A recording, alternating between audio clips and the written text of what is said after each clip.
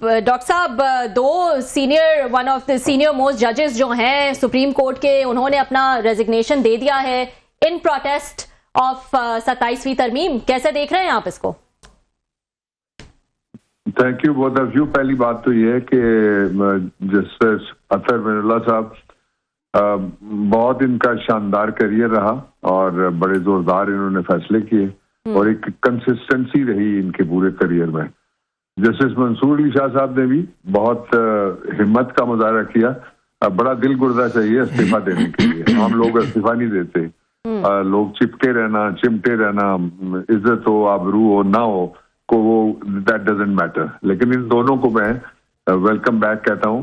اپنی لیگل فرٹرنٹی میں یہ واپس آ رہے ہیں اور مجھے امید ہے کہ یہ کھل کر بولیں گے اور وہ حالات جن کے اندر پاکستان کے دستور کو ریزہ ریزہ کیا گیا اور سپریم کورٹ کے 2 ٹکڑے کیے گئے اور ایک قبضہ جو ایگزیکٹو آرم کا تھا، ملک کی جو ایگزیکٹو آرم ہے اس کا ہو گیا ایک دفعہ دوبارہ. میں یہاں ایک حوالے کے لیے، یہ تاریخی بات آپ نے کی ہے، میں اس کو کیسے دیکھتا ہوں اس لیے میں ایک حوالہ دینا چاہتا ہوں کہ 1994 کے اندر ایک وفاقی سیکرٹری تھے اور انہوں نے کراچی میں ایک کیس فائل کیا جو سپریم کورٹ کی ایک پروویژن تھی کہ ایگزیکٹو کو پروگریسولی علیحدہ کیا جائے.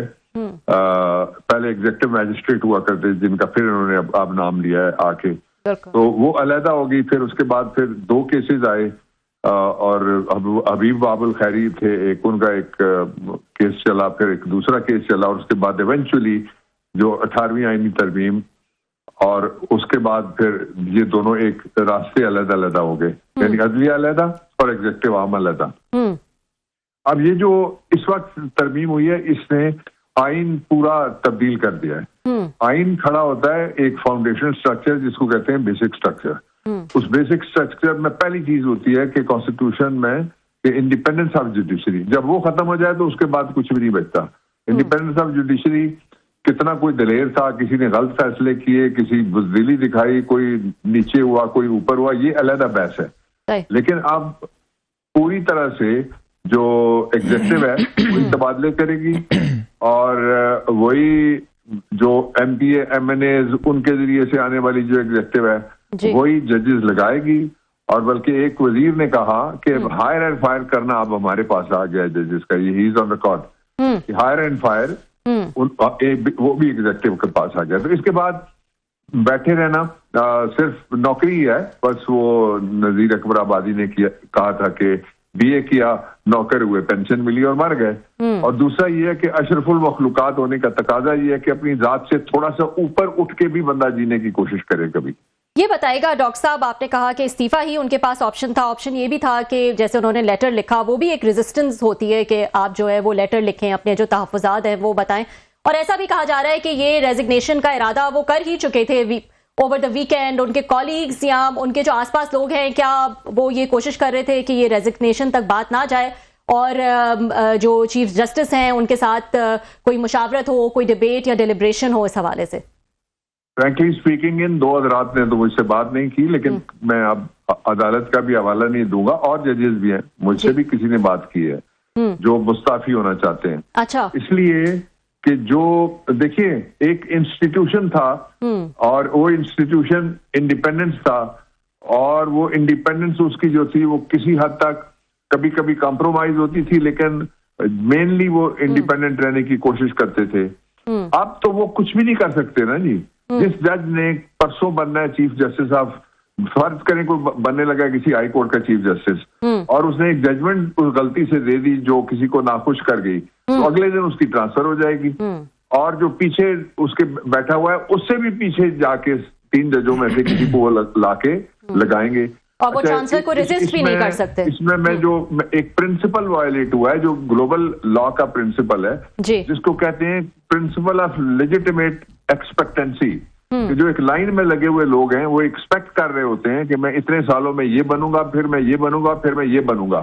اب تو ساری جگہ راستے رک گئے، ایک ادارہ نہیں ہے، ساری جگہ راستے رک گئے. لوگوں کی نہ کوئی پروموٹ ہوگا نہ کوئی آگے بڑھ سکے گا. اور جہاں بیٹھے ہوئے ہیں جس طرح اس سے پہلے ہوتا رہا ہے وہ ہم پھر دائرے کا سفر کر کے ہم پھر جاولک کے دور میں واپس چلے گئے. آج ڈاکٹر صاحب بہت شکریہ آپ نے ہمیں جوائن کیا. سر آپ کیونکہ لا منسٹر بھی رہے ہیں، بڑے آپ نے عدلیہ کی جو آزادی کے لیے موومنٹ چل رہی تھی اس کو قریبی آپ نے اس کو دیکھا بھی صحیح، مانیٹر بھی کیا، اور بہت ساری وہ انسائڈ وہ چیزیں آپ بھی جانتے ہیں. اس وقت آپ لا منسٹر تھے، پیپلز پارٹی کی حکومت تھی. ہم اس پہ تو آتے ہیں ان تمام چیزوں پہ کہ اس انڈیپینڈنٹ جوڈیشری میں سے کیا نکلا، کیسے چیزیں ڈیولپ ہوئیں، آج ہم اس کرائسس میں ہیں. آپ 27ویں اس کو ترمیم کو کیسے دیکھتے ہیں؟ آپ کا اس پہ کیا ویو ہے؟ Is it legal, illegal, justified, unjustified? آپ ایز اے لا منسٹر کیسے دیکھتے ہیں سر اس کو؟ دیکھیے، پہلی بات یہ ہے کہ رؤف کلاسر صاحب، بڑا سرجیکل سوال آپ نے کیا ہے. 4 اس کے حصے ہیں. پہلے تو یہ ہے کہ ترمیم کیا اس طرح ہوتی ہے. شادی ہونا ایک اور بات ہے، بھاگ جانا اور بات ہے، کسی کو بگا لینا یہ اور بات ہوتی ہے. جی، ایک بندہ آیا، اس نے آ کے کالا لفافہ 26ویں آئینی ترمیم میں، متعلقہ وزیر یہ کہتے ہیں کہ مجھے ابھی دیا ہے، میں کھولوں گا تو پتہ لگے گا اس کے اندر کیا ہے، اور ہاتھ کھڑے کرو، سب کو اٹھک بیٹھک کرائی گئی اور ترمیم منظور ہو گئی. 1 سال میں آئی وش کہ مجھے پہلے پتا ہوتا میں آپ کو ویڈیو بھیجتا. 1 سال جس آپ بات کر رہے ہیں اس ہم نے ایکسرسائز کی تھی. ہم نے لوگوں کو پہلے تیار کیا. وہ پارٹیاں جو اقتدار میں نہیں تھیں اور پارلیمنٹ میں نہیں تھیں ان سے بھی ہم نے بات کی. ناراض لوگوں سے ہم نے ایک کمیٹی بنائی جس میں میں اور لشکری ریشانی تھے. ہم 3 دن تک جا کے جو بلوچستان کا جنا روڈ کے اوپر پریس کلب ہے اس کے اندر ہم بیٹھ کے لوگوں سے ملتے رہے، ان کی بھی تجاویز لی. پھر 9 مہینے تک 5 لا منسٹر تھے، میرے علاوہ فاروق نائک تھے، ڈاکٹر خالد رانجھا صاحب تھے، اور ایس ایم ظفر صاحب مرحوم تھے، اور وسیم سجاد صاحب تھے. ہم نے اور باقی رضا ربانی صاحب کا نام سر آپ نے نہیں لیا. آپ نے رضا ربانی صاحب کا نہیں لیا، وہ تو کہتے تھے بھٹو صاحب کے بعد کوئی آئین پہ کوئی کام کیا ہے. رضا ربانی صاحب جی سر، وہ اس وقت لا منسٹر نہیں تھے. انہوں نے بہت زیادہ کام کیا لیکن وہ اس وقت لا منسٹر نہیں تھے. میں نے کہا 5 لا منسٹر اس ایکسرسائز میں انوالو تھے. اچھا، اب آپ مجھے بتا دیں اس کا نام جس نے یہ آئین تیار کی ہے، یہ آئینی ترمیم، کوئی اس کو اونرشپ دینے کے لیے تیار نہیں ہے اور نہ ہی کوئی اس کا اونر ہے. اچھا، ایک پہلو اس کا یہ ہو گیا.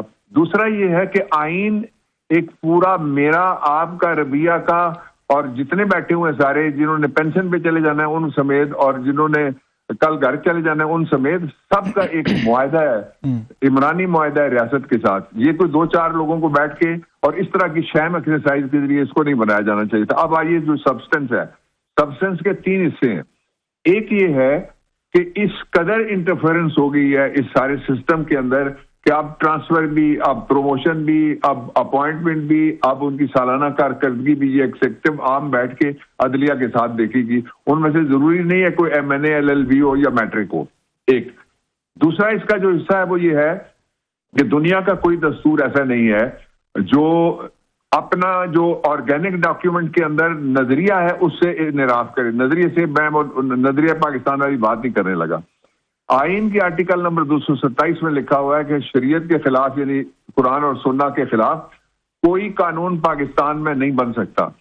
اور شریعت میں سیدنا عمر جیسے جرنیل جن کے سامنے چابیاں سرنڈر کی گئی تھی فلسطین کی، القدس شریف کی، اگر ان سے کرتے کا سوال کیا جا سکتا ہے تو کوئی مقتدر شخص کیسے کہہ سکتا ہے مجھ سے مت تم احتساب کرو. اور پھر ایک اور ذرا اس کا پہلو دیکھیے گا، دنیا کا کوئی اور دستور بتا دیں مجھے. آپ میگنا کارٹا جو بادشاہ کی اور بیرنس کی لڑائی ہوئی تھی اس کے نتیجے میں جو بنا تھا 18ویں صدی میں، اس سے شروع کر لیں. آپ تھوڑا پیچھے چلے جائیں، 1836 میں چلے جائیں امریکہ، اس کی آپ بات کر لیں. بل آف رائٹس کے لیے جب لوگ لڑ رہے تھے، کسی جگہ کوئی یہ نہیں کہتا کہ مجھے آپ کرمنل پروسیکیوشن سے اچھا اب اس سے ایک سوال نکلتا ہے جو میں آپ کے سامنے رکھنا چاہتا ہوں اور آپ کے دیکھنے والوں کے سامنے رکھنا چاہتا ہوں کہ مجھے کوئی یہ بتائے کہ اگر آپ نے کیا کچھ نہیں ہے تو ڈر کیسا ہے، اور اگر ڈر ہے تو کس چیز کا ہے؟ کون سی FIR آپ کے خلاف بن رہی ہے؟ سارا اقتدار آپ کے پاس، سارا اختیار آپ کے پاس، ساری اسٹیٹ مشینری آپ کے پاس، ساری ریاستی طاقت آپ کے پاس، سارے ذرائع آپ کے پاس، سارے وسائل آپ کے پاس. ہم تو خالی چھت کے نیچے، ہمارا چھت جو ہے وہ آسمان ہے جس کے نیچے باقی 25 کروڑ لوگ ہیں. ڈاکٹر صاحب یہ تو بتائیں کہ کس سے آپ کو ڈر ہے اور کیوں ڈر ہے؟ آپ نے بڑے ویلڈ سوالات اٹھائے ہیں، please forgive me for asking, کیونکہ میں آپ کے ساتھ بڑا قریب سے، ہمارا کوئی مور دین 20 ایئرس کا ایک تعلق ذاتی بھی ہے، پروفیشنل بھی، میں نے چیزیں دیکھی ہیں.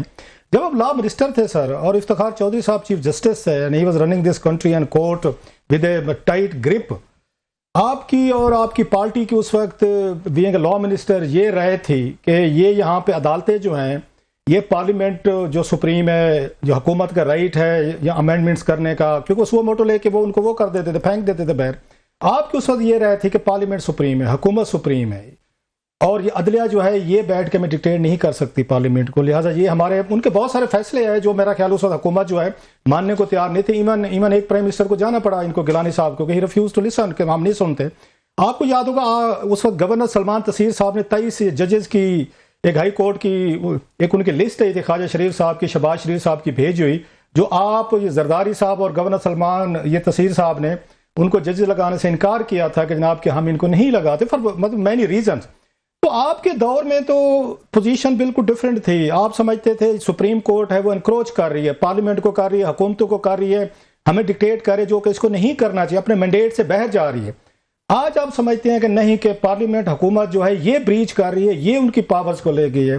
तो वेयर सर मुझे थोड़ा सा इस पे जरा प्लीज अगर एक्सप्लेन कर सकें कि उस वक्त पोजीशन आपकी ठीक थी या आज ठीक है सर? मेरी पोजीशन उस वक्त भी ठीक थी और आज भी ठीक है। मैं जरा फर्क आपको बताता हूँ। पहली बात यह है कि बीबी की शहादत के बाद पीपल्स पार्टी इलेक्शन लड़ के जीती थी, फॉर्म 47 पे कोई नहीं आया था। ये तो नवाज शरीफ आ रहा हुआ है, मरियम आ रही हुई है, शहबाज शरीफ आ रहा हुआ है, पूरा टब्बर आ रहा हुआ है, और इनके पास 17 सीटें हैं और लेके बैठे हुए हैं 250 इस वक्त। तो ये आप वोटिंग इन्हें कितनी, इनके पास कितनी वोटें, और पाकिस्तान तहरीक इंसाफ जो बाहर बैठी है उसके खिलाफ क्या क्या हुआ है, इसके बावजूद उनके पास कितनी वोटें हैं। ये फर्क नंबर 1 पहला ये था।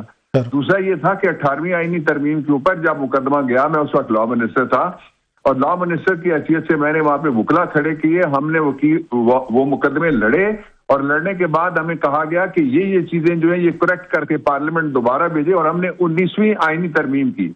एक जो इदारा जाती इंडिपेंडेंस थी उसको हमने बरकरार रखा कि सुप्रीम कोर्ट अपना काम करेगा, हमारे अंदर मुदाखलत नहीं करेगा। लेकिन जहां वो ये समझता है कि कोई चीज ऐसी आई है जो आइन के बेसिक स्ट्रक्चर के खिलाफ है या आर्टिकल 8 की रूह से किसी आईनी प्रोविजन के खिलाफ है, तो वो हमने दुरुस्त किया। 19th अमेंडमेंट की एक बाकायदा हमने पैसेज किया, फिर उसका एक प्रोसेस करके अच्छा, जो तीसरा फर्क था, मैं जिस वजह से कहता हूं उस वक्त भी दुरुस्त था और आज भी दुरुस्त हूं, कि उस वक्त हम सिर्फ एक बात कहते थे, हम कहते थे कि एग्जीक्यूटिव के काम में आप मुदाखलत ना करें। और जो आप कहते हैं ना कि जी हमने जज नहीं लगाए, उसके लिए आपको मैं याद दहानी के लिए आपको याद भी होगा कि मैं फाउंडर, उसका बानी मैं हूं, जो पहला पाकिस्तान की तारीख में 78 साल में जुडिशियल कमीशन बना। मैं फाउंडर लॉ मिनिस्टर की हैसियत से उसके अंदर बैठा। वहां पूरे कमीशन ने बैठ के जो सियासी नारे मारने वाले उसके चीफ जस्टिस के लिए कुछ लोगों की तस्वीरें थी ढोलकियां लेके नाचने वाले, वो जो जज थे उनको नहीं रखा गया। हमने तो किसी जज को नहीं कहा। अच्छा, फिर ये हुआ कि एक नवाज शरीफ का एक खास आदमी था जिस मरहूम ने किताब लिखी थी उनके वालिद साहब के बारे में, वो रजा अब्दी साहब उस किताब के बारे में आपको ज्यादा मुझसे बता सकते हैं, वैसे देखी मैंने भी है। अच्छा, उनको वो लाना चाहते थे सुप्रीम कोर्ट ऑफ पाकिस्तान में, तो हम उसको लेके आए जिसने आना था। हमने कहा कि ये क्रॉस नहीं हम करने देंगे, जो सीनियरिटी का प्रिंसिपल है। उस दौर में अगर मेरी लॉ मिनिस्ट्री में या उस दौर में अगर कोई सीनियरिटी का प्रिंसिपल किसी जगह वायलेट हुआ तो आप बता दीजिए। आज अगर किसी जगह कोई सीनियरिटी का प्रिंसिपल बचा है तो वो भी बता दीजिए कि किस जगह।